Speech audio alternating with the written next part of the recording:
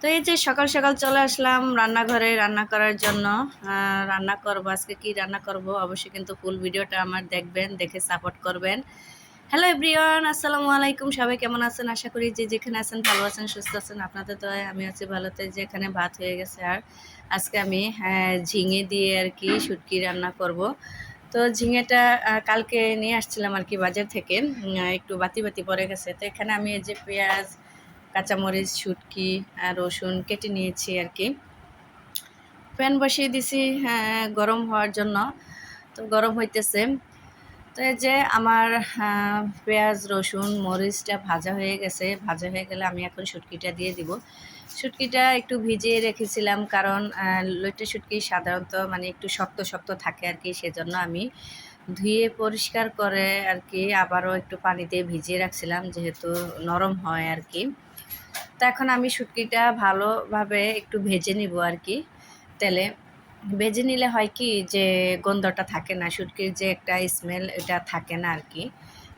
পরে খাইতে গেলে ভালোই লাগে। তো যে আমার শুটকিটা ভাজা হয়ে গেছে, এখন আমি অল্প পরিমাণ পানি দিয়ে দিব আর কি। পানি দিয়ে দিতেছি, আর দেখেন কি ধোয়া উঠতেছে। তো সবার ঈদ কেমন কাটলো অবশ্যই কিন্তু কমেন্ট করে জানাবেন। আর আমি আবারও আমার চ্যানেলটাকে নতুনভাবে শুরু করতে যাচ্ছি। তো এখানে আমি সব কিছু মশলা দিয়ে দিছি আর কি। হলুদের গুঁড়া, মরিচের গুঁড়া, ধনেপাতার গুঁড়া, লবণ যা যা লাগিয়ে দিয়ে দিছি আর কি। তো মশলাটা আমার ভাজা ভাজা হয়ে গেছে, এখন আমি একটু পানি দিয়ে কষিয়ে নিব আর কি। পানি দিয়ে কষিয়ে নিলে ভালো আর কি, তরকারিটা ভালো লাগবে আর কি, খেতে ভালো লাগবে। তো এই যে আমার কষানো হয়ে গেছে আর কি, তেলও ছেড়ে দিছে। এখন আমি দিয়ে দিব আর কি, ঝিঙাটা দিয়ে দিব। তো অনেক বছর হয়েছে আমি ঝিঙা খাইনি।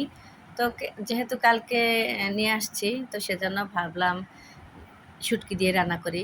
আর আমার ফ্রিজে মাংসে আর কি, তো মাংসের নিচে আর কি মাছ পড়ে গেছে। মাছ বেরও করতে পারতেছি না, খাইতেও পারতেছি না, ঠিক আছে। তো আর কি সবার ঈদ কেমন কাটলো অবশ্যই তো আপনারা জানাবেন। আলহামদুলিল্লাহ আমার ঈদ ভালোই কাটছে। তো এই যে আমি একটু লেড়ে ছেড়ে ঢাকনা দিয়ে দিলাম আর কি। আমার তরকারি রান্না প্রায় হয়ে গেছে। তা আমি কিন্তু শুকনো শুকনো রাখবো না, একটু ঝোল ঝোল রাখবো। আমার মেয়েটা আবার ঝোল ঝোল পছন্দ করে, সেজন্য।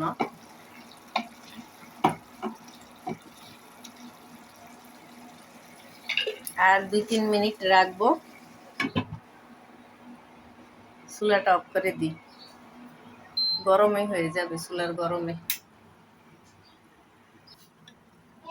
আমার তরকারিটা সম্পূর্ণ হয়ে গেছে, এখন আমি আমার তরকারিটা নামিয়ে নিব। আর যারা যারা আমার ভিডিও দেখবেন সামনে পড়লে, তারা অবশ্যই কিন্তু আমার চ্যানেলটা সাবস্ক্রাইব করে দিবেন, ঠিক আছে।